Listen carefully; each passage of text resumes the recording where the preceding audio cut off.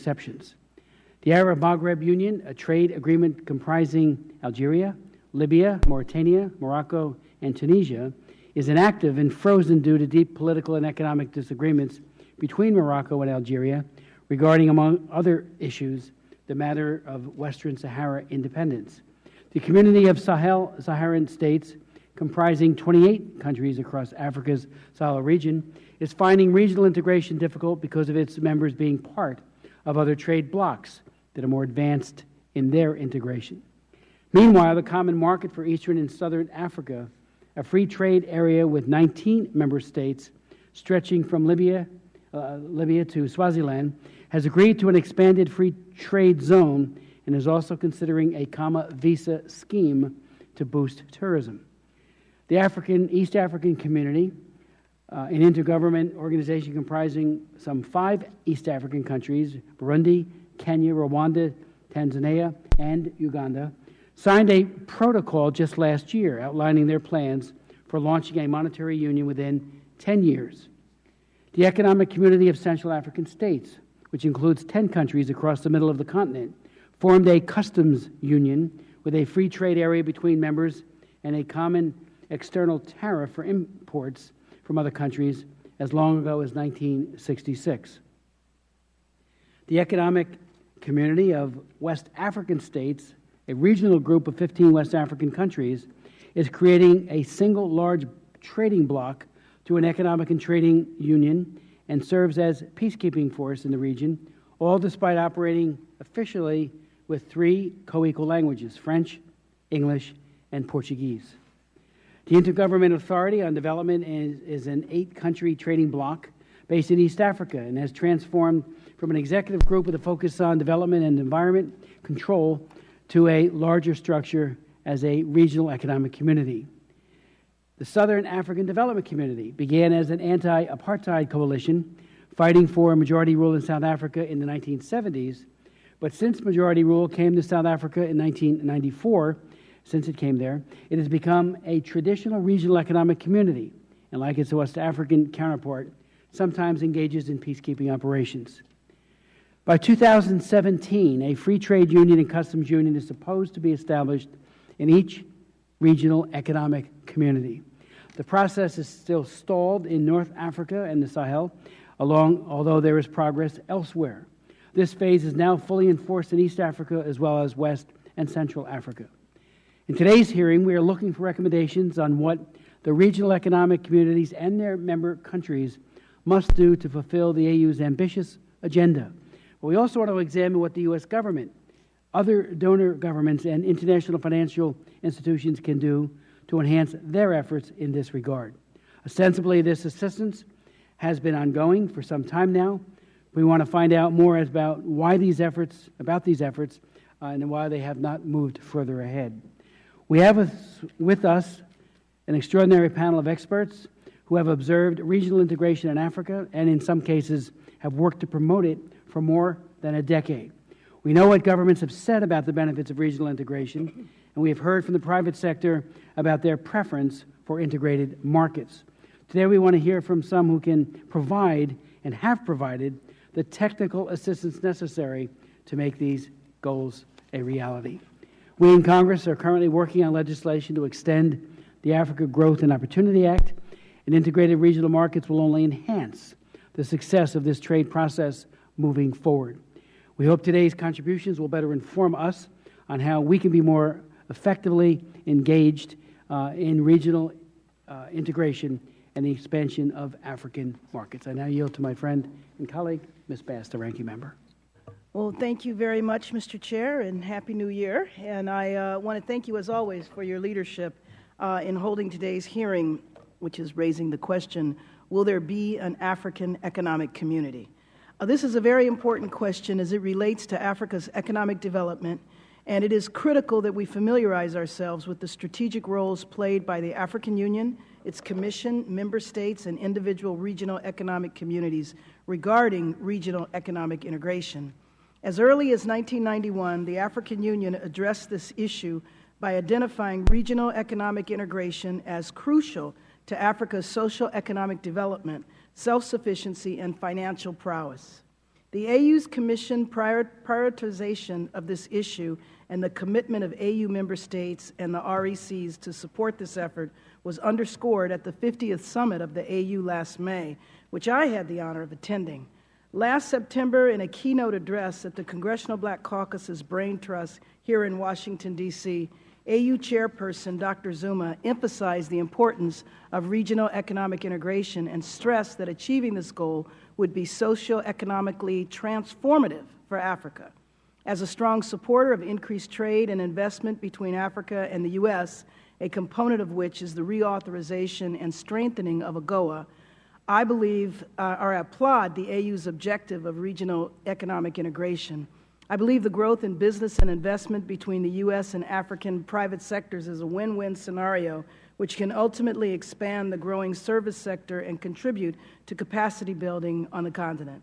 It can also develop an increasing customer base for U.S. business comprised of a growing African middle class, trends which develop and secure jobs in Africa and the U.S.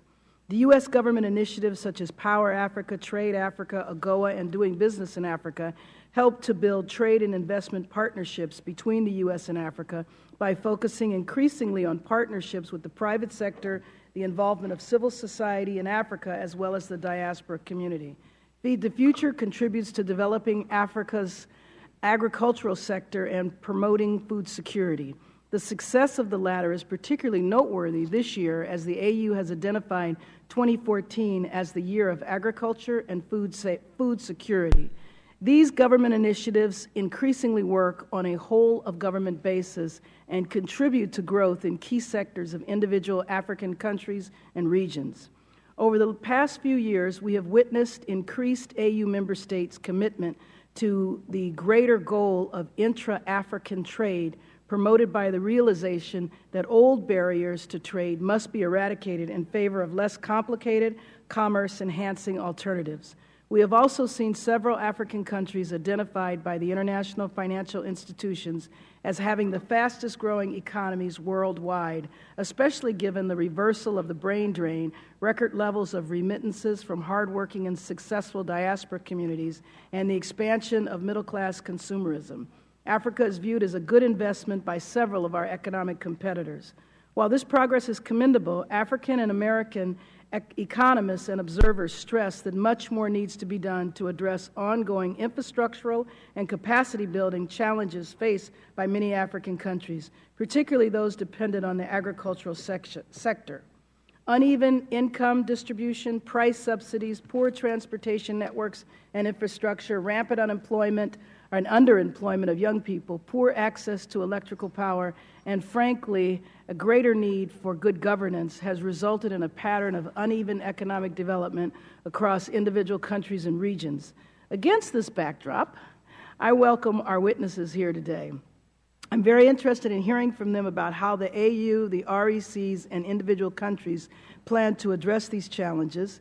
Secondly, as the U.S. seeks to strengthen trade and investment relations with Africa, what role should U.S. embassies play in the process? And while AGOA has been very successful in increasing U.S.-Africa trade in oil and textile industries, which has limited job creation, frankly, there has been little success in exporting other AGOA-eligible products to the U.S. that could be produced by small to medium-sized companies. Are AGOA-eligible countries developing strategies to increase exports of goods produced by SMEs? And finally, in view of the current situation in South Sudan, how does the EAC address Juba's application for EAC membership? As I've said in previous hearings, we learn as much from our success as we do from our failures. As we hear from today's witnesses, our focus should not only cover the broad diversity of success and the many challenges, but the activities that worked well in addition to those that fail to accomplish their objectives. Thank you. I yield back. Thank you, Ms. Bass. Mr. Marino? Mr. Cicilline? Thank you, Mr. Chairman and Ranking Member Bass, for holding today's hearing on this very important issue. I'd like to offer my gratitude to the witnesses for their testimony and, more importantly, for the important work that they're doing.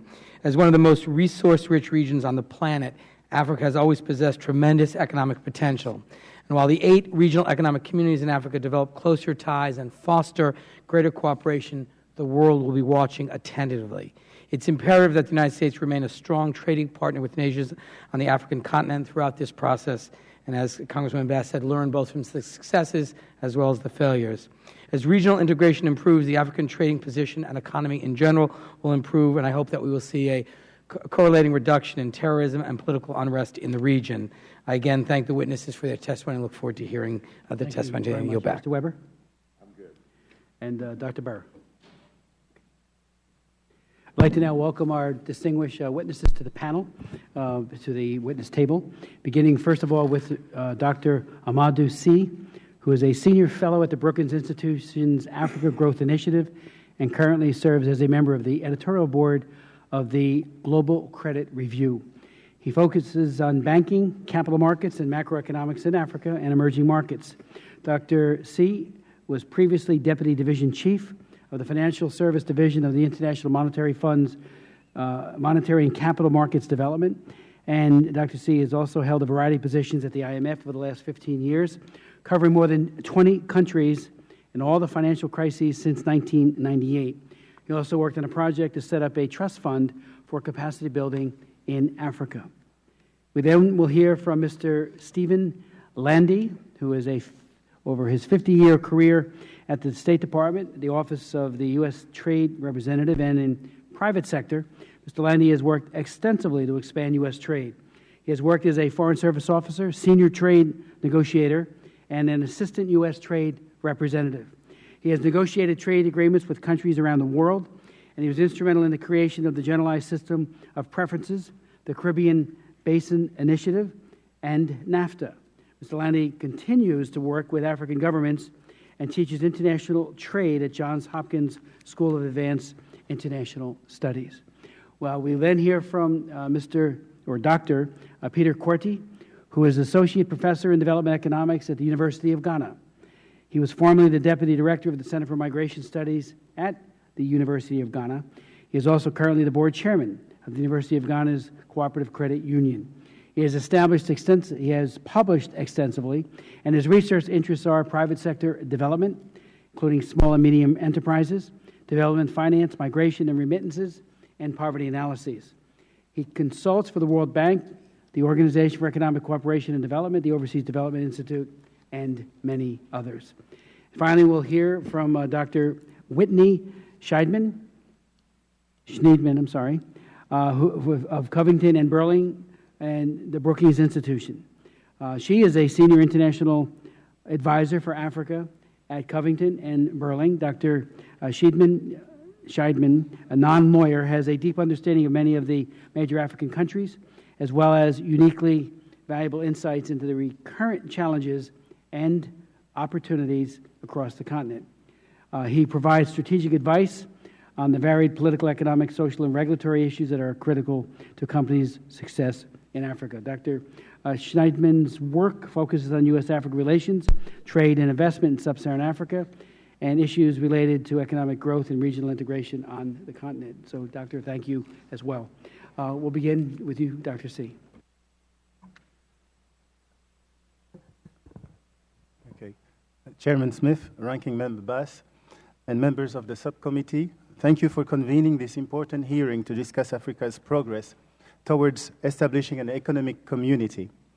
I appreciate the invitation to share my views on behalf of the Africa Growth Initiative at the Brookings Institution.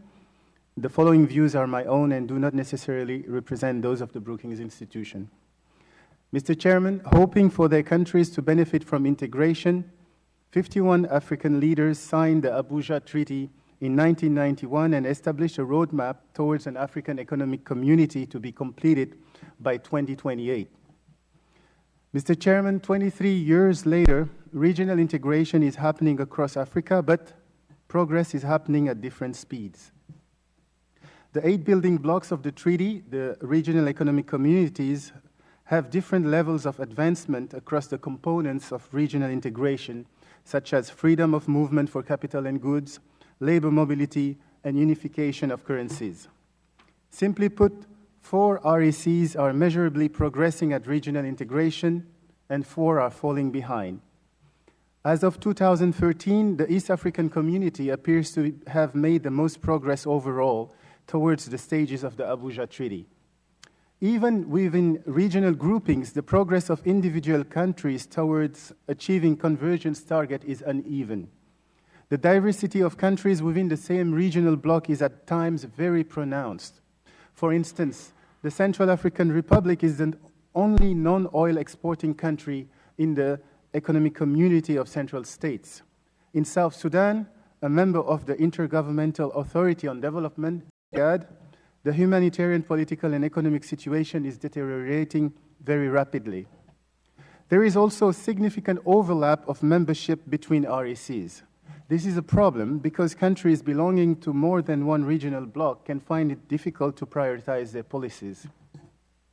Mr. Chairman, African governments will need to address a number of challenges to accelerate integration. They will need to maintain regional peace and security, strengthen common institutions, and streamline regional integration policies. Mr. Chairman, increased African regional integration would create larger markets, improve economies of scale, and reduce transaction costs for local, regional, and global trade. Greater U.S. exports to Africa will create more jobs on this side of the Atlantic as well as on the other side. And as you know, there are ongoing efforts by the United States to support regional integration. In order for the U.S. to help support regional integration in Africa, I suggest deepened engagement. Mr. Chairman, I would recommend the following 3 actions to support regional integration. Number 1, broaden the Trade Africa initiative to other RECs. Trade Africa so far focuses only on the East African community, and there is merit in expanding it quickly to other RECs. At a minimum, and pending their inclusion in the program, these RECs could build capacity by adapting to the harmonization standards being associated to the initiative. A roadmap for these RECs to join the initiative could be established. Number 2, expand the Power Africa initiative to include regional projects. Power Africa so far focuses only on 6 countries. The initiative could coordinate with regional and continental initiatives to address the power deficit in the continent. This is important since regional projects could benefit from economies of scale and lay the basis for a regional energy market. Finally, number 3, strengthen REC's secretariats and commissions. Building strong institutions would help lay the basis for faster and better quality economic integration and potentially for monetary integration. The U.S. could coordinate with the African Union and the RECs to encourage multilateral institutions such as the IMF and the World Bank Group to step up their support to regional integration in Africa. Since African nations lack representation in these global governance institutions, support from the U.S. and on the multilaterals could greatly increase support for RECs. Mr. Chairman, Ranking Member Bass, and members of the subcommittee, thank you very much for convening this important meeting. Dr. Sy, thank you very much for your testimony, and without objection, your full statement and that of all of our distinguished witnesses will be made a part of the record, and any additional documentation or statements you'd like to have added to your text. Mr. Landy.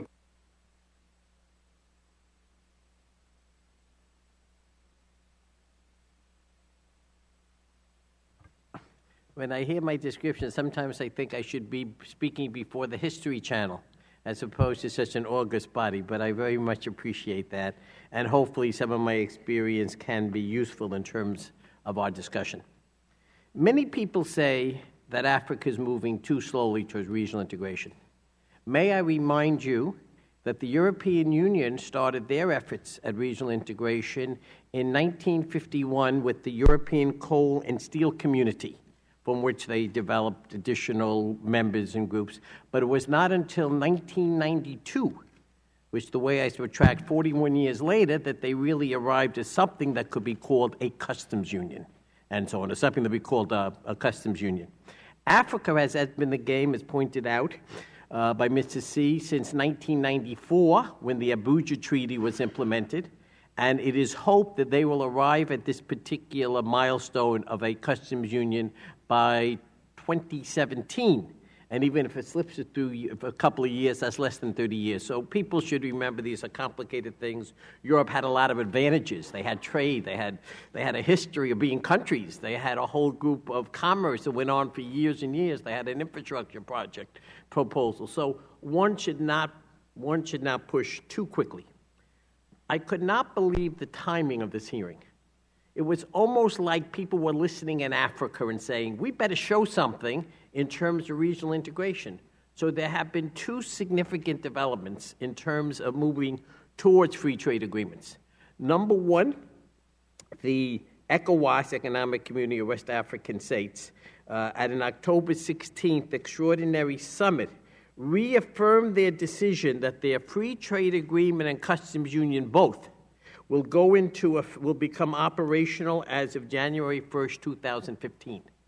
This will bring together, as pointed out in your comments, the Francophone, the Lusophone, the Anglophone, all kinds of different systems, Roman systems, common law systems. I cannot tell you all the solace and problems you had in putting something like this together, but this is quite an achievement. Similarly, the tripartite group, which combines the three regional economic communities in Eastern and Southern Africa and so on, they are planning to make operational by June 2014 their free trade agreement. And then they have plans to further deepen with things in services, things in common customs procedures, and so on. These are things that are moving along. You can talk about 8 RECs, but let's be very honest. We're talking about 5 that really count in this exercise.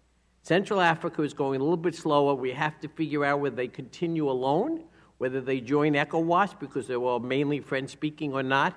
Some Central African countries, such as Burundi, Rwanda, the Congo, Angola, have already chosen to work within the tripartite group. So they're open. The Union of Arab States, the UMA, Union of Maghreb, Arab Maghreb Union, is not really moving in much direction, so I don't discuss them. I focus on sub-Saharan Africa to see where we are headed and so on, etc.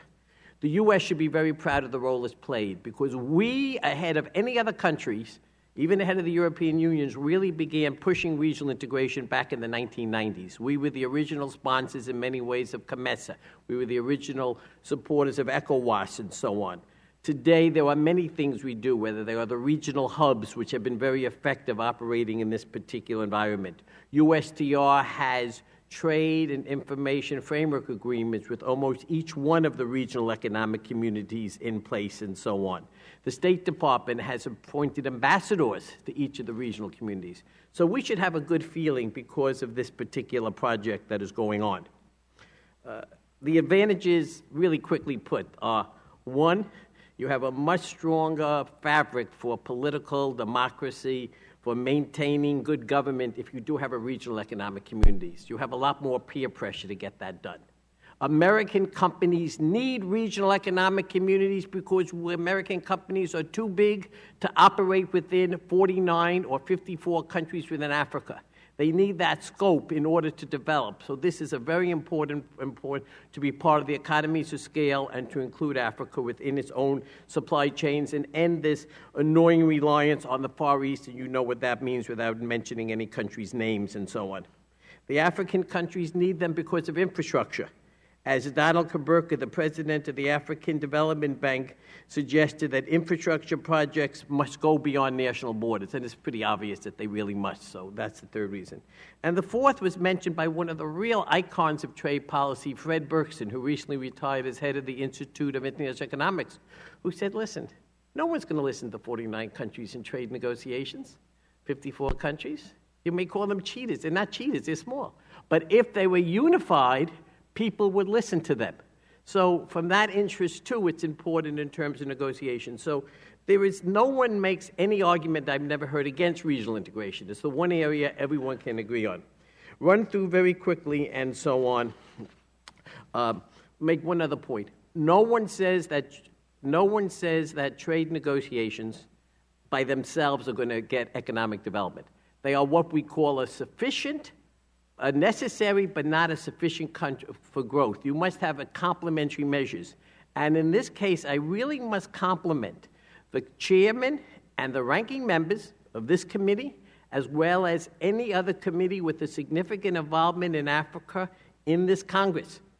Foreign Ways and Means Committee, the House Foreign Affairs Committee, the Senate Foreign Relations Committee, the Senate Foreign Relations Committee, and the Senate Finance Committee, because you guys put together an unbelievable request for information to the GAO. And it goes beyond simple trade matters. So you must look at AGOA as establishing the conditions, but not of a trade, establishing the conditions, but not assuring the free flow of goods. For that, you have to have the infrastructure development, you have to have the capacity building, you have to have the rule of law, and your letter begins to address that. So we very much support this coordinated venture, and we hope it does continue and so on. Can I have an extra minute? Thank you. And I won't be that New York trick of just talking faster so no one knows a word you're saying, so I will take a breath and slow up. Take two, then. Let me just run through very quickly 8 suggestions that might be useful, because that's why you go to hearings to make suggestions and so on. You need the seamless renewal, and let me emphasize, of a strengthened AGOA. Simply renewing AGOA by itself is not sufficient. We have a challenge. It takes time to put together an enhanced AGOA. We have a deadline called textiles, where people want that to be enacted very quickly, because if you do not enact it 6-7 months before the program expires, you lose orders. So there seems to be work. I'm an optimist, and I really believe that given the the bipartisan nature of Africa as represented here, maybe we could get something finished this year. I won't say we can't, but I want to have it strengthened, enhanced, and related to other policies and so on, which is extremely important. We must address some of the agricultural issues, for example. Makes no sense not to have ground nuts, sugar, and so on in there. Number 2, very quickly, let's think about empowering RECs in a new and unique way. Why don't we think about designating regional economic communities for eligibility under AGOA instead of individual countries? If regional economic communities want to take on the responsibility of assuring that U.S. conditions are met for democracy, let's do that. Number 3, you have to look at conditionalities in general. The idea, for example, no one likes what goes on in the Congo, but the idea of passing a conflict mineral law that only helps China and Japan, that adds $6 billion to the cost of U.S. companies doing business in Africa, throws people out of work in the very areas we're trying to get stability, doesn't make sense. So we have to come up with a much more targeted area for many of the things we do, recognizing that we must work with African peer groups and with other donors. Unilateral U.S. actions should only be taken as an absolutely last resort. The biggest threat to regional integration is our friends in Europe.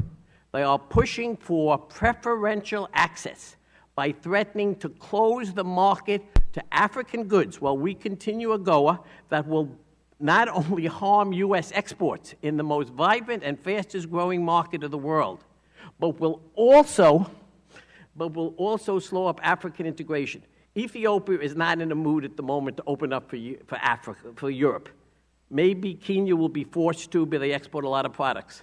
How do you form a customs union if your major supplier, Ethiopia, has MFN duties, and if Kenya is giving them zero duty? We are urging that perhaps working quietly with Congress, your parliamentary groups, talking to USTR, remembering the TTIP must be approved here, the Transatlantic Trade Investment Promotion Agreement. We just suggest that a little bit of discussion may have the Europeans slow up their deadline. They have an arbitrary date, July 2014. Couldn't be worse for AGOA, but we can deal with that. Number 5, South Africa. Real challenge. They have a deal with Europe where we're being discriminated against. They don't have a deal with us. We're urging that we look at this issue very carefully. We don't think South Africa should be graduated. We do think U.S. exports should be protected. We have the best USTR in years sitting there now. I think he can deal with this challenge in some kind of a way. It has to be addressed one way or the other and so on.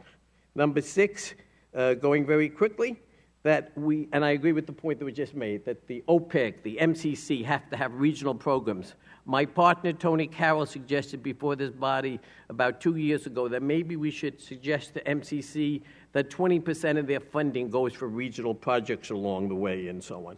And again, the similar point on Trade Africa we think is very good.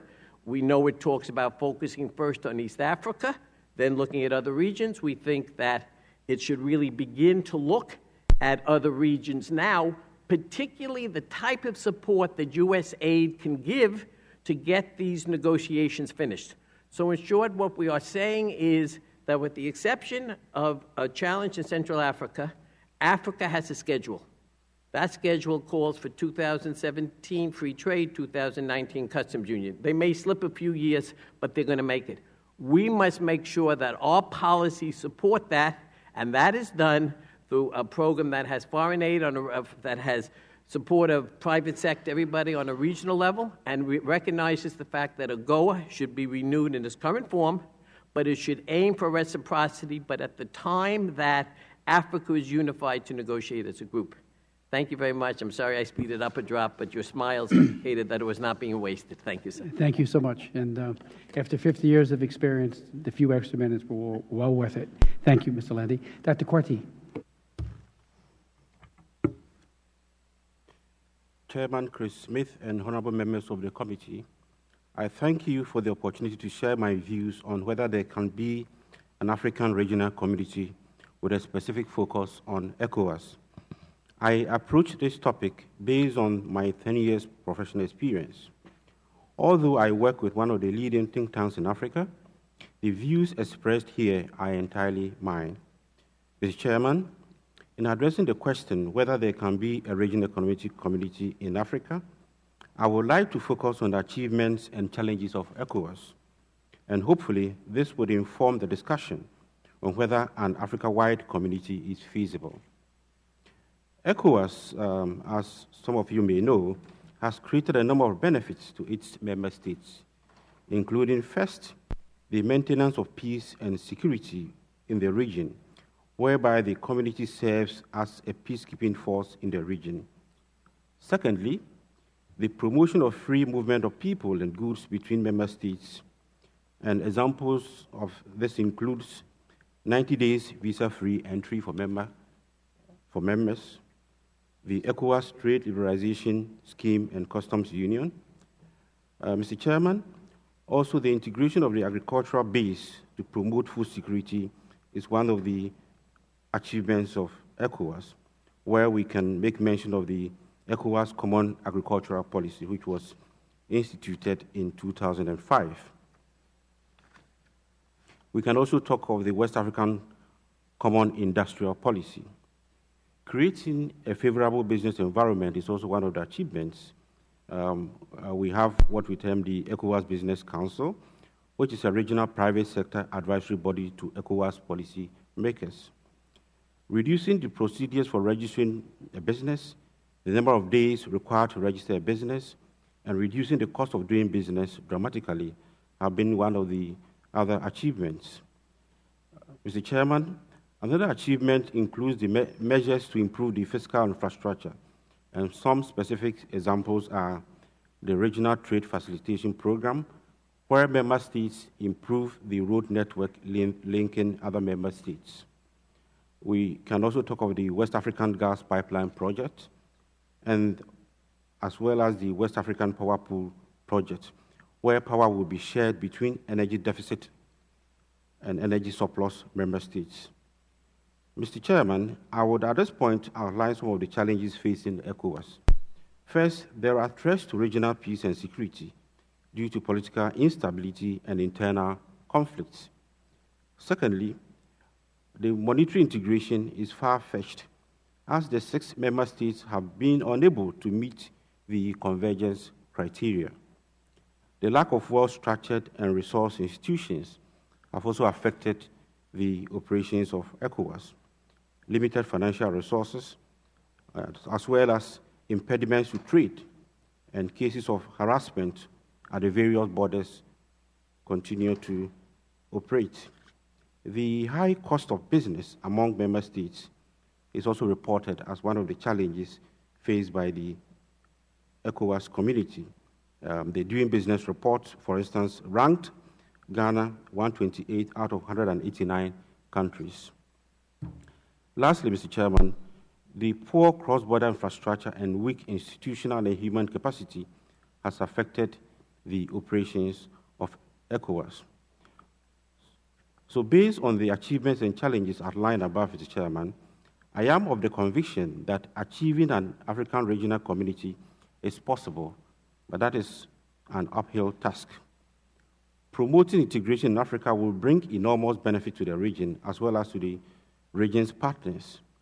Integration, in short, would help Africa better police itself. The United States will stand to benefit from the collective fight against instability and terrorism if we promote regional communities in Africa.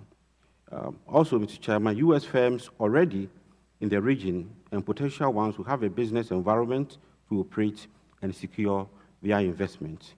The AGWA initiative, as well as other initiatives of the USAID West African Trade Hub, are better able to facilitate businesses in the sub-region and access U.S. markets with greater integration. Mr. Chairman, integration would enhance the size of the African market, and U.S. companies already operating in the region can expand output and employ more people, including Americans. In conclusion, Mr. Chairman, promoting regional integration will enhance the regional markets of African countries, would promote trade in the region, and facilitate peace and security. But this will require the support of the international community, especially the United States. Thank you very much. Dr. Quartey, thank you very much for your testimony. Now, Dr. Schneidman. Chairman Smith, Ranking Member Bass, and members of the committee, thank you for this opportunity to address the question, will there be an African economic community? It is not possible to know precisely when or even if the 8 regional economic communities that are recognized by the African Union will fully integrate into one. After all, the Abuja Treaty of 1991 envisioned the establishment of an African economic community by 2028. More recently, in January 2012, African heads of state committed to the creation of a continental free trade area by 2017, although the date was described as indicative. The decision by the African leaders to bring forward by 11 years the date for the continent's economic integration is nevertheless important. It demonstrates that regional, commercial, and economic integration is a priority for the governments across the region. The accelerated date is also a recognition that the emergence of regional markets is central to Africa's integration into the global economy and ultimately the acceleration of job creation and improvement in the quality of life and the eradication of poverty across the continent. It is also a recognition of the reality that greater integration will enhance efficiency and transparency and strengthen governance more broadly. In fundamental respects, therefore, an African economic community is both an aspiration and a tangible goal that is essential to work toward. Therefore, dates such as 2017 are not as important as is our focus on the progress or lack thereof that is being made toward the development of regional markets and the free flow of goods, peoples, and services. So where are we in this process? It is apparent that progress toward regional markets is being made. However, like other trends on the African continent, progress is incremental, in many cases measurable, but it is not uniform. For example, the 3 regional organizations of North Africa have yet to harmonize activities and progressively eliminate tariff and non-tariff barriers. This was supposed to have been completed in 2007, according to the Abuja Treaty. In contrast, the East African community is the only regional economic community to have achieved a free trade area and a customs union among its 5 members, 3 years ahead of the 2017 date provided by the Abuja Treaty. Moreover, the East African community, the Common Market for East and Southern Africa, COMESA, and the Southern African Development Community, SADC, have created a tripartite free trade area which brings together 26 African countries with a combined population of 600 million and a GDP that is close to $1 trillion. However, further steps have to be taken to ensure that the FTA is a reality. For example, an American businessman recently told me that he would rather pay the extra duty in shipping his goods from one SADC country to another rather than go through the paperwork and other delays of applying for tariff exemptions for which his products qualified. Against this backdrop, it is unlikely that a continental free trade area will be achieved by 2017. Nevertheless, there can be no dispute about the importance of continuing to work towards these objectives. For example, A recent study by the ILO and UNCTAD contends that if an effective continental free trade area were created by 2017, the share of intra-Africa trade would grow by 52% over a 12-year period, rising from 10.2% in 2012 to 15.5% in 2022. The message here is that the impact of regional integration on individual countries, regions, and sectors varies. Another message is that where progress on regional integration can be achieved, it should be pursued. At the same time, this does not mean we should give up on the goal of a continental free trade area. There is no region in the world where progress is uniform. It does suggest that African governments should be held accountable to their commitment to implement trade reforms and regional economic integration. For example, 4 years ago, the governments of Zimbabwe and Zambia signed an MOU to create a one-stop border post at Chirundu on the border between the two countries. As a result, commercial vehicles now clear the border within hours instead of days. In fact, on the Zambia side alone, it's been estimated that tax collection has increased from $10 million to $20.3 million a month. So one has to ask, why are there not more one-stop border posts throughout SADC, COMESA, and EAC? Finally, it's important to note that in the U.S. strategy towards sub-Saharan Africa that the Obama administration released in 2012 promoting regional integration is put forward as a priority. In fact, through Trade Africa, an initiative announced during President Obama's visit to Tanzania last year, the administration hopes to launch negotiations on an investment treaty between the U.S. and the East African community. This is a vital initiative that could significantly deepen commercial relations with East Africa and lay the groundwork for a deeper commercial relationship with the continent while also fostering more regional integration. In Bali last month, members of the WTO reached a very significant agreement on trade facilitation in which member states agreed to adopt reforms, especially as it concerns customs processes and procedures. The U.S. needs to ensure that enhanced trade facilitation remains a priority in its dialogue with its partners on the continent, be it in the context of the East African investment negotiations or the implementation of AGOA. My last point, if I may, reflects the spirited conversation that I had in late December with the leaders of our 3 trade hubs from Accra, Nairobi, and Botswana, which are sponsored by USAID.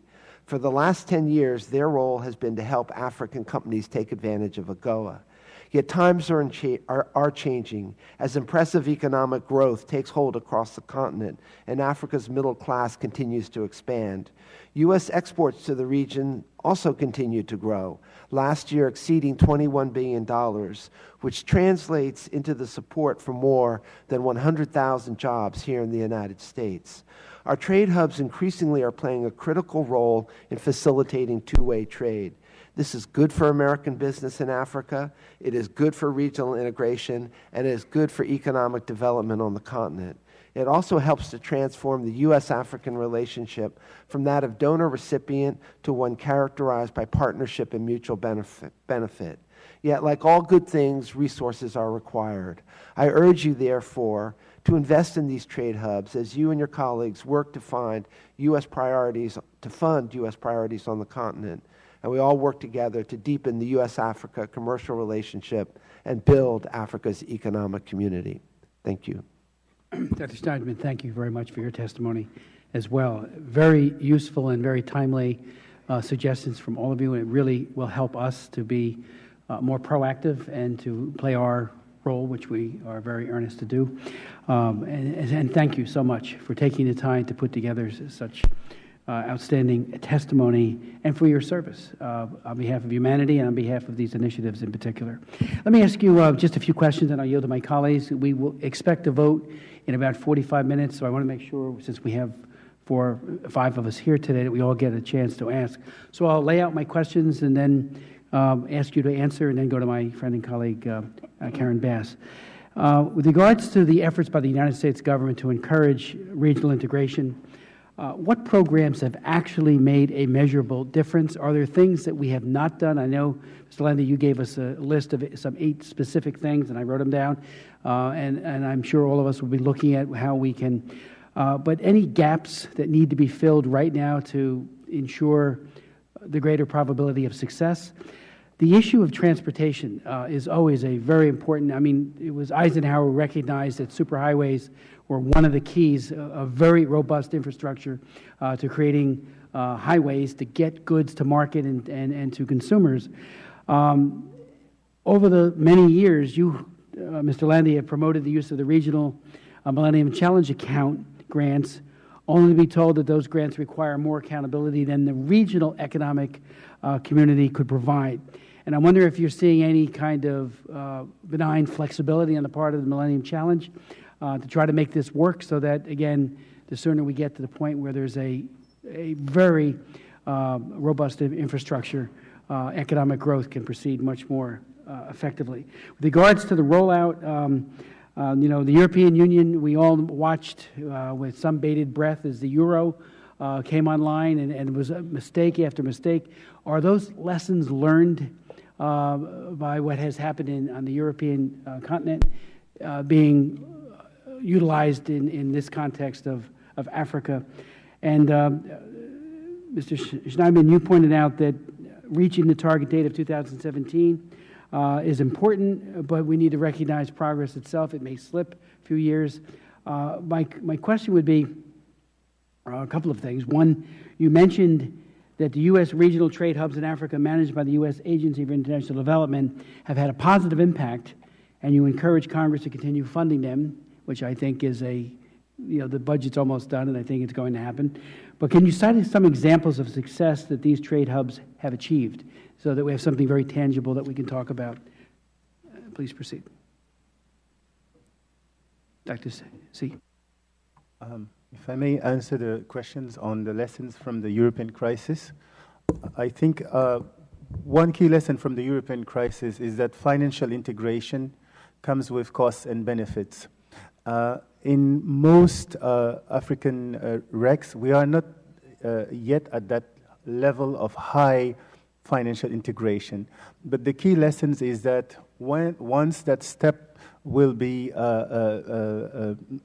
reached, to make sure that when financial flows from rich countries go to poor countries, that those flows go to productive investments, they increase productivity, and that also fiscal discipline is observed by the members. So far, we can, in the roadmap, when we are strengthening the institutions for integration, keep these lessons in mind.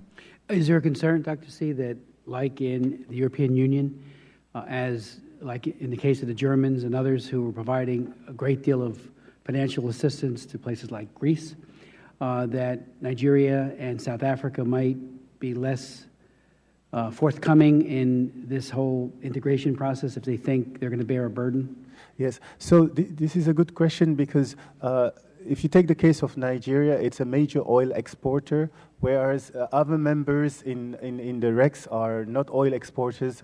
Nigeria is much larger. So when there will be basically an arbitrage between the costs and the benefits of actions by Nigeria, there will be the need to have a very strong and independent common central bank. So strengthening the institutions, the regional institutions, will be really key. And there will be also a need for Nigeria to have more fiscal discipline too. Thank you. Mr. Landy.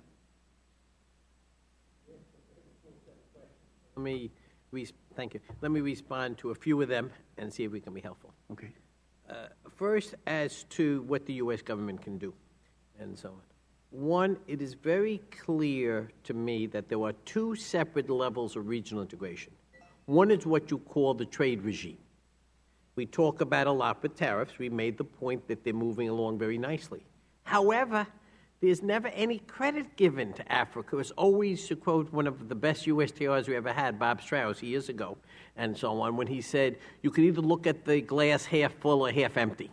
And these particular dates, the fact that they're set, should receive something, maybe a sense of Congress. I'm not sure what you would do, but at least they should be recognized they're moving along.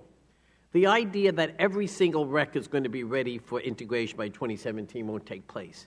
But what I was arguing was if you focus on the trade policy recs, if you get ECOWAS, Central Africa, somehow involved, you'll have a shot at making the deadline, maybe some kind of a derogation for the Maghreb, and they're not the same close integration. So they're possible there.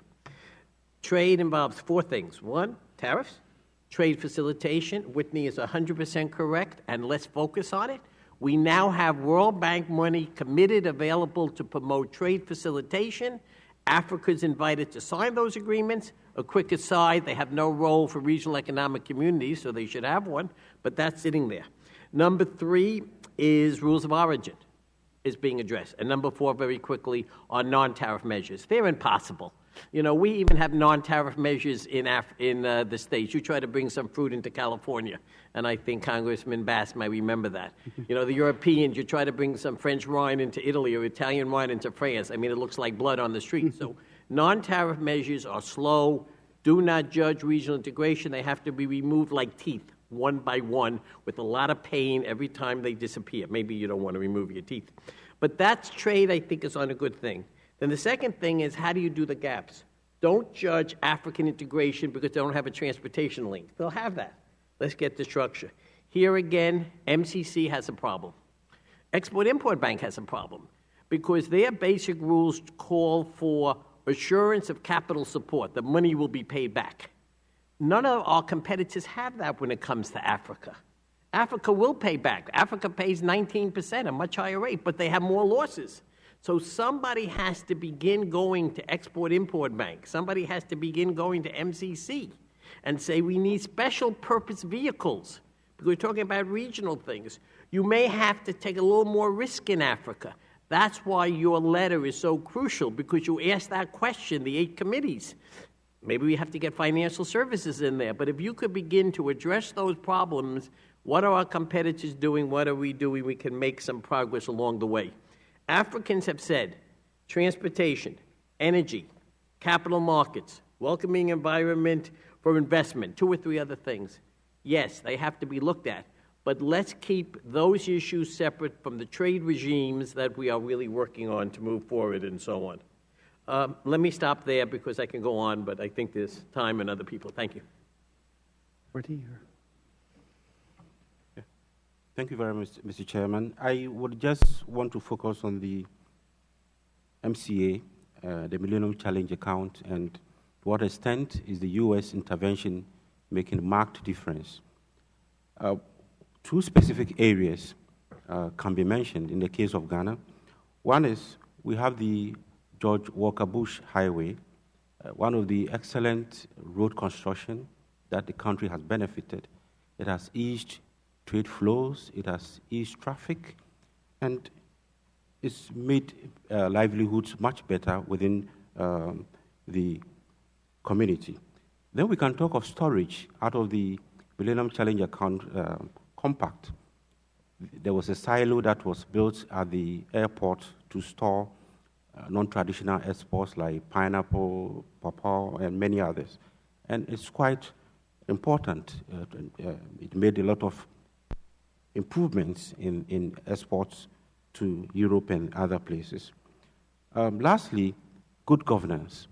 I mean, the condition that there has to be good governance for countries to benefit from the compact actually serves as a peer pressure to other African countries to try to promote good governance within the country. So I think these are areas that we can talk of tremendous improvement. What we want to see would be long-term commitment to some of these projects that is not, the compacts are more integrated into long-term development plans of the regional communities so that we'll see much more development that will also link the various member states of the regional countries. Thank you very much. Thank you, Mr. Chairman. Let me respond to some of these questions. What programs have actually made a difference? I think there have been a number of programs that have focused on computerizing border crossings, programs that I would say are incremental. What we haven't seen is transformational programs. And I think that's the critical difference. And I think, for instance, in my testimony, I referred to the one-stop border post. And so I think the challenge in front of us is how do we get behind one program that really will be transformational, and how do we set goals? So in 5 years, we know that there'll be 40 of these one-stop border posts throughout this region, and we can measure the difference that it makes. Secondly, I'm very interested in your reference to President Eisenhower and the development of our highway network. It's a very important question and analogy, but remember, that was within one country. I think what we're talking about is cross-border, and there comes the sovereignty issue. The World Bank has had a very difficult problem with this. You can take the example of Tanzania, which has received an $850 million compact. But Kenya is not an MCC country. Uganda is not an MCC country. So there are constraints. And so I think what Steve was referring to, can we be creative? Can Congress and the administration come up with mechanisms and criteria that would enable these programs to address cross-border roads or cross-border rails or cross-border power and utility services? I think that really has to be part of our conversation. In terms of the lessons of the euro, I think the European experience is being overshadowed, frankly, by these economic partnership agreements, which the EU is trying to jam down the throat of many African governments. I don't think there's any other way to put it than that. And I think, Africa is really struggling to come to terms with that, and that's all they can see. And it's a really important issue for the U.S. as we go to think about the renewal of AGOA as well. And in terms of citing examples of the trade hubs, with my colleague Xenia Lewis at Brookings, we did a study in 2012 where we have data on the amount of trade that has been increased, and I'll make sure that you get a copy of that. Suffice to say that these trade hubs are important. Not only have they've increased trade, but some of them have done something else that is important. In West Africa, the trade hub is sort of a backbone for a framework of trade initiatives that reach out through the region. And I think they've provided a blueprint for the way forward, a way forward to deepen our knowledge of African markets, our access to African markets, and to start providing two-way assistance, not only for Africans exporting to the U.S., but for U.S. companies coming into the regional market.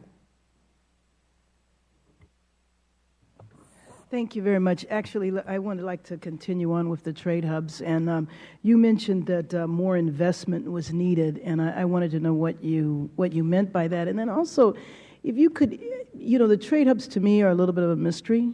In looking at some of them and seeing that USAID essentially has contracted with businesses, it's just not clear to me exactly what they do, what they are, and maybe you could focus on one specific example.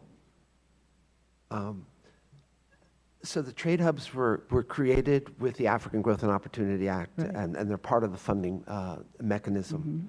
Mm-hmm. There are three, as you know, and as I referred to. Part of the problem is that up until now, you're right, they've contracted out to different consulting agencies. And the trade hubs are doing three different things, really. Mm-hmm. There's not a uniform, up until now, there has not been a uniform strategy for these hubs. I think that's changing, but it bears watching very closely. The reason I say that it deserves more investment is that traditionally investments in the economic and commercial programs in Africa are at the bottom of the barrel. Obviously, health has been a critical factor. Education's been a critical factor. But again, sort of times are changing, and I think we need a fresh look. And we have to ask, do we need to invest more in our capacity to serve American business on the continent? And I would argue that we do, for many reasons. First off, when you look at China, they have some 150 commercial officers across the continent. How many do we have? I don't even think it's at 10 these days. So what's the forward point of our commercial engagement? It's these trade hubs. Commerce has sort of receded from a presence in the region over the last decade, and the trade hubs provide a framework for serving U.S. business, for continuing to work with African companies as they seek to trade throughout the African region and export to the U.S. And I think the Foreign Service nationals there who work in these trade hubs know these markets better than anybody else, and I think are a real resource that can be tapped into, and that's why I emphasize it. So if I go to an embassy, there's a sign there that says Trade Hub? No. And there's a person there? No. In Accra, you would go to the trade hub. And that's an office. That's an office. U.S. Trade Hub. It's a dedicated office. And in Nairobi, it's a dedicated office. And in Botswana, and there's a person in there who, if I want to go in and I want to start a business, I don't know, manufacturing houses, modular houses. No, they would not be able to help you with that, because their charter to now has just been to help African companies export to the U.S. under AGOA. To understand how to build houses there, you would have to go to the Commerce Department or the Commerce official in Nairobi, South Africa. So I don't go to that I go back to the embassy? Yeah, you go back to the embassy. Mm-hmm. So what I'm saying is that we need to harmonize this stuff. We need a one-stop shop. We're talking about one-stop border posts. Right. We need a one-stop shop for U.S. trade facilitation and investment facilitation. And so I go to this trade hub, this office, and who monitors the contract that I have? I'm running the trade hub now. Who's monitoring me to make sure that I'm doing what I'm supposed to do? USAID is. And am I obligated to produce what?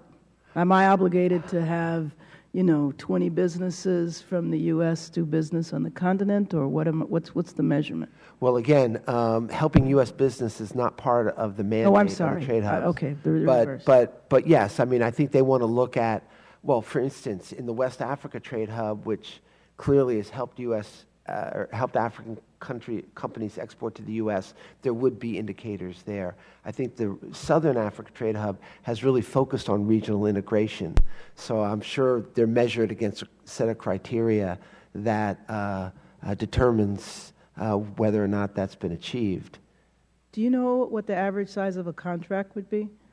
If I'm running a trade hub, how much money do I get from you? I'm sure you get a couple $1 million to do that. Ooh. And I'm sure that there are about 10 or 20, 10, 15 people that are working under that contract in that trade hub to do that. So would you support the idea, when you're talking about that a better investment needs to be made, would you support the idea of expanding the number of trade hubs that we have? I would support the idea of using, sort of building on the West Africa model, of using those trade hubs in Accra, for example, to start interacting with Cote d'Ivoire, to start interacting with Dakar, to start interacting with Ouagadougou. Nigeria is a little bit of a separate issue, but I think we should use those trade hubs to really be catalysts for regional trade and investment. And I think we need to approach our increased commercial engagement from a regional point of view as opposed just to a country point of view. Well, it seems like a regional point of view, but it also seems like we need to have, like you said, commerce there. I mean, if they can only do one thing, which is to help export to the U.S., it seems like we would want, who facilitates U.S. businesses doing business on the continent? That's commerce. Right. So I think in these trade hubs, it really needs to be not only the USAID contractors, but commerce, as well as representatives from EXIM, from TDA, from OPEC. So all our commercial agencies are working together. So you do have a whole of government approach, because now we sort of have a no government approach. Right. And I think that's really what we have to change. And are there reports online that I could see to see what the three trade hubs have done? Or, I understand you said they report to USAID, but can I find out?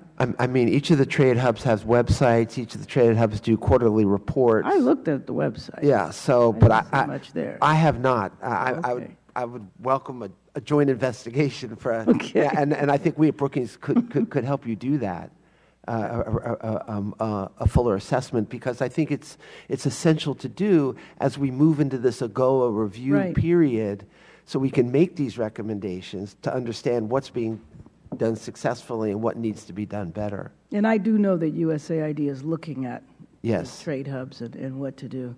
Thank you. But I think USAID needs to know that we're looking at them looking at that. Yes, yes. We will make sure they know. Thank you.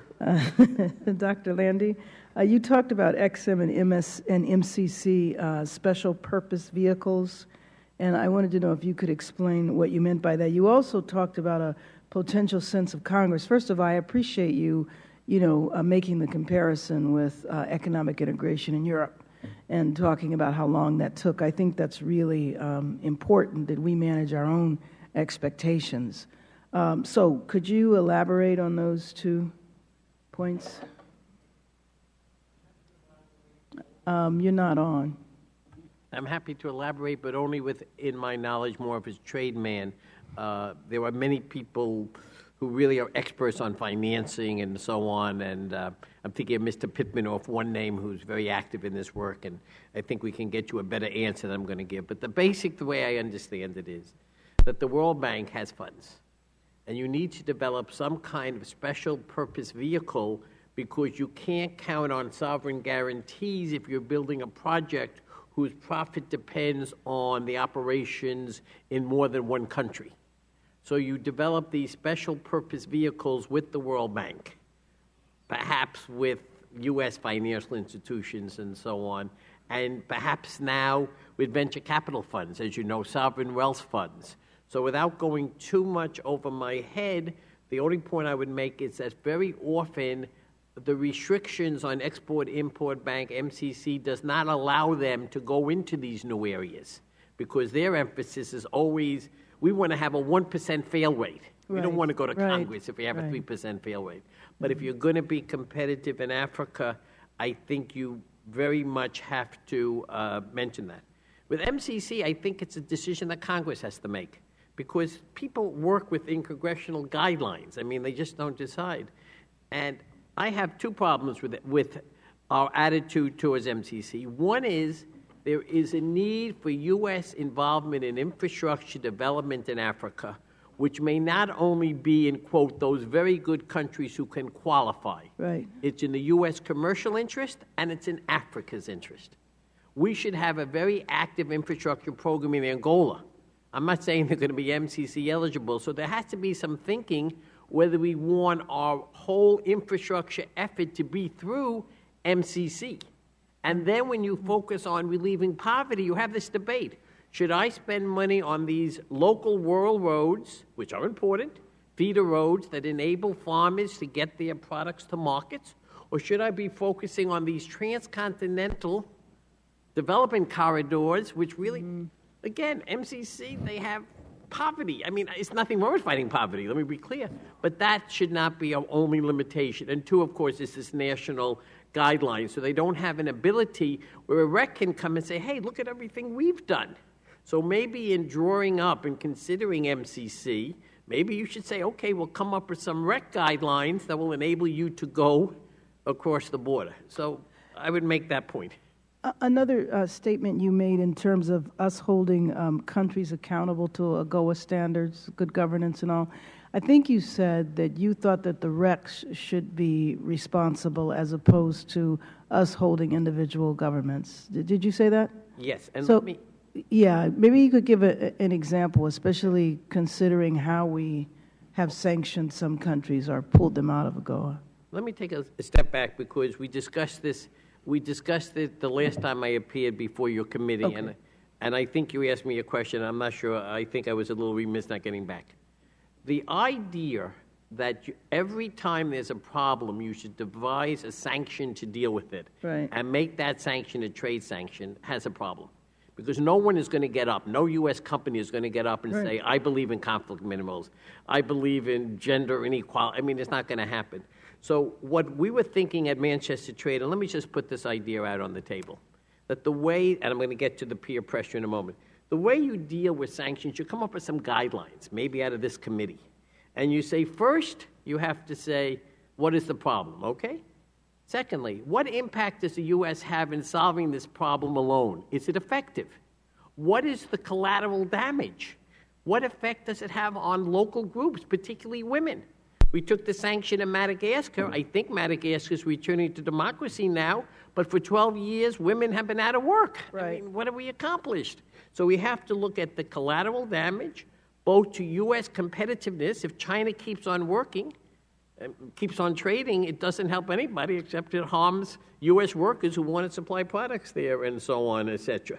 So what we're basically suggesting is that one of the ingredients, in addition to the ones I mentioned, is let's talk to African partners. Africa has a way of punishing people who have what they call, quote, aberrant behavior. I think that's always a cute term, aberrant behavior. But where they say, I'm sorry, you can't come to our next meeting. You can't share in our next decisions we're making on our development programs. You're out. They do not take economic sanctions because their argument is that affects somebody who's working in the fields. I mean, that's not what we want to do, but they have their own program.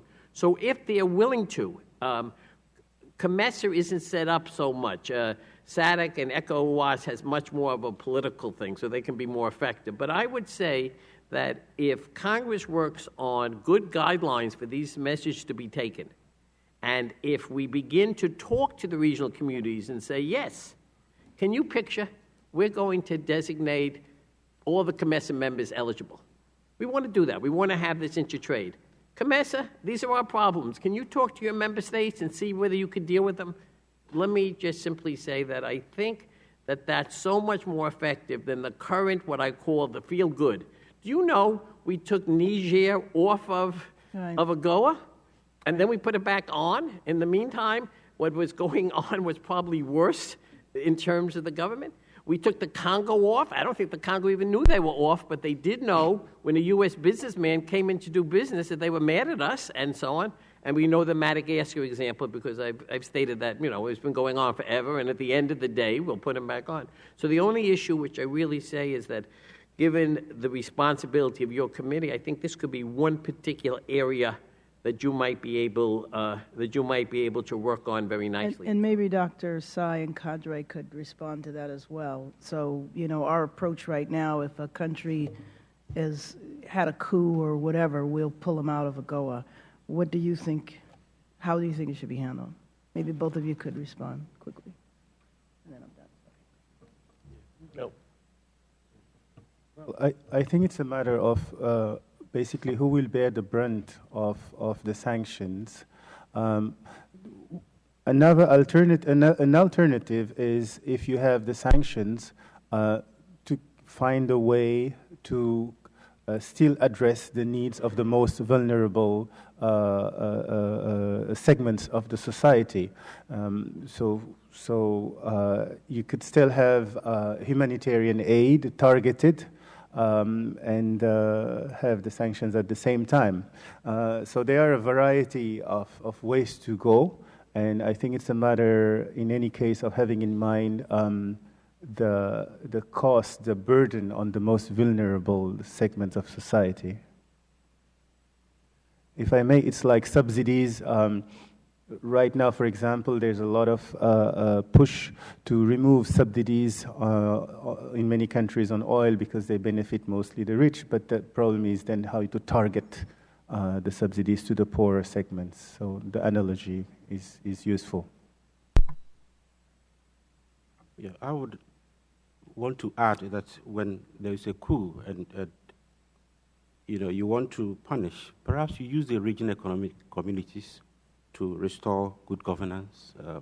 There could be peer pressure, which sometimes works better than some of these trade sanctions, which might have serious repercussions on women and many other people. Thank you.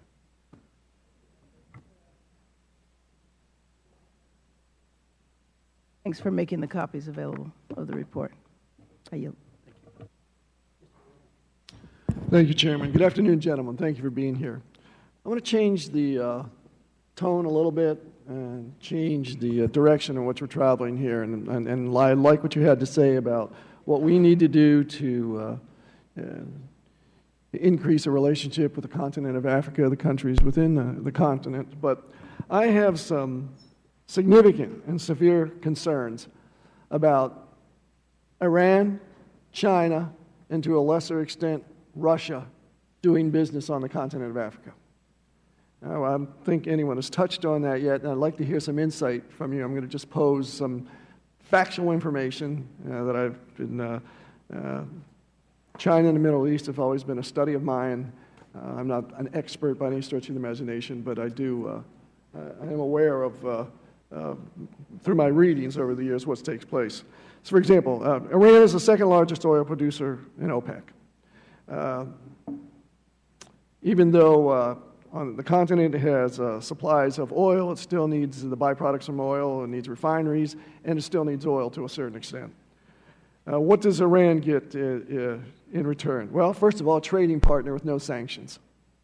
Iran gets uranium, and we all know what that issue sets in the future for us. They want ores from Africa, and Iran tries very hard and continues to build that relationship with the countries within the continent of Africa. China on a larger scale. China invests billions and billions of dollars in Africa. The Chinese call Africa the galloping lion. They know what resources are available there. Chinese give Africa money in addition to very, very soft and low-cost loans for billions of dollars. The Chinese government builds refineries. The biggest investment in, I hope I'm pronouncing this right, Baganmoya, big investment there. Chinese need in return food, energy, natural resources, and even negotiate for some fishing rights. They build hospitals. They build schools. China is the largest investor in South Sudan by far, using billions of U.S. dollars. Not using the yuan, using U.S. dollars. Now, Africa has 40% of the global reserves of natural resources. 40%. 60% of unused farmland, and a plethora of low-wage workers. China is building 3 oil refineries in Nigeria and China, and China will cover 80% of the cost of that. There's a great deal of corruption that is taking place. There are even investigations and accusations about high-ranking officials in Africa taking millions of dollars from China. So my simple question is based on these facts, and if you want me to cite, I will later on if you request it where I get these facts. What do we do about China and Iran? How do we persuade the countries within the continent of Africa to do business with us when pretty much because of regulations internationally and that we have, our hands are tied, and China walks in with virtually no debt, tons of money, and helps a country that is so, a continent that is so poverty-stricken for the most part, at virtually no cost to those countries. How do you defeat that?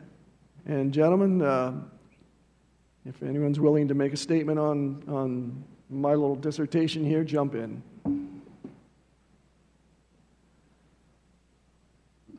So if I may, maybe I can look at this question through the angle of how regional economic communities can also help. But through our conversations with many businessmen, and we just had the CEO of the U.S. Chamber of Commerce on Africa just yesterday, it seems that the biggest advantage that China has over the U.S. is speed. That the Chinese companies and the Chinese government can deliver very quickly what Africa is asking right now. And sometimes it can have long-term costs.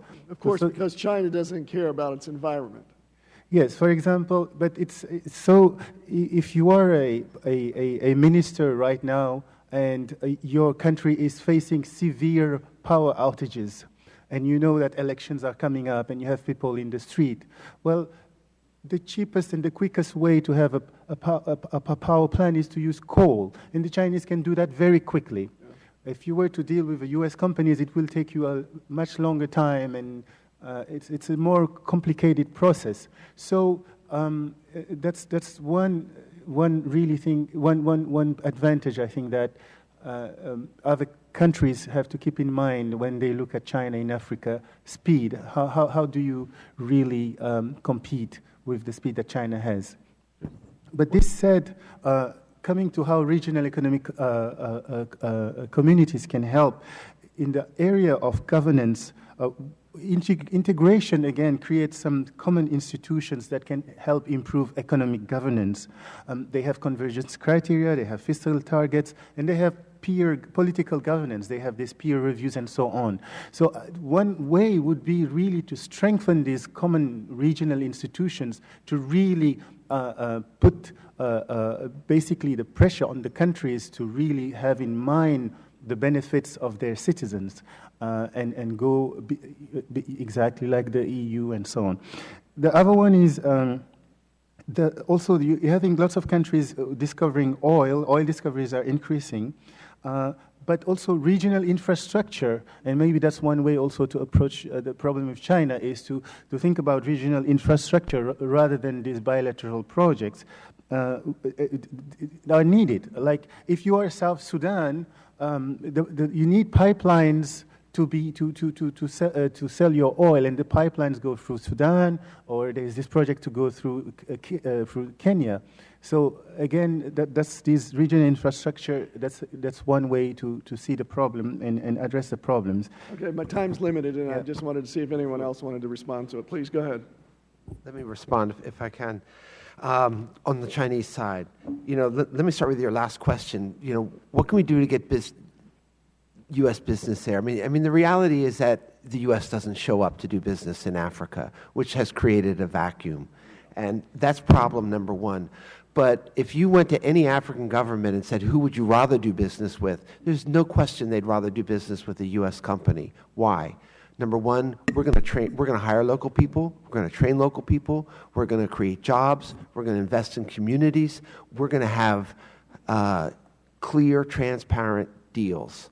And that's the big difference. So I think, from my point of view, the big problem with China is not so much their presence, it's the nature of their presence. Okay. Chinese come, they bring their own workers, they don't train anybody, they stick to themselves, and that's a problem. Point we're taking. We have 7 minutes to get over there and vote, and if you can be very brief, sir. Your microphone. The U.S. has many advantages in terms of working, and I won't go beyond that. The school, the reputation, U.S. goods mean a lot, and so on. We don't have the problems. However, having said that, your question is absolutely the correct one.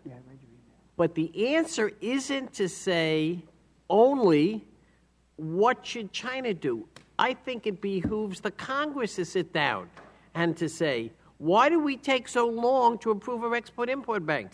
I remember a discussion about a year ago before the rechartering of the bank, and they have Mr. Angevine, they have a very dedicated person and working in Africa Export, he quadrupled their loan, beautiful job. But during our discussion, we said, can you create some special facilities? Oh, no, we can't change the charter. Oh, no, the charter's in place. God forbid we touch it. And in fact, a lot of people think Export-Import Bank is a form of corporate welfare. So what I'm saying to you and my response is, and I'd love to have more time to discuss with you and so on, I can go through 7 different things the U.S. can do if Congress would give more flexibility to the agencies, risking perhaps some problems, but will better enable us to compete against China. But our real answer is exactly what was just said by Whitney, and that is we have to be what we are. High-quality people, but there are things, and I'm sure the responsibilities with Congress as well as with other people. Thank you. I couldn't agree with you more. Thank you very much. Let me try to be very quick. I think we have 2 issues here, an issue of speed versus ensuring good economic and political governance. China comes with a speed in delivery, but then issues about governance, environment, etc. is challenged.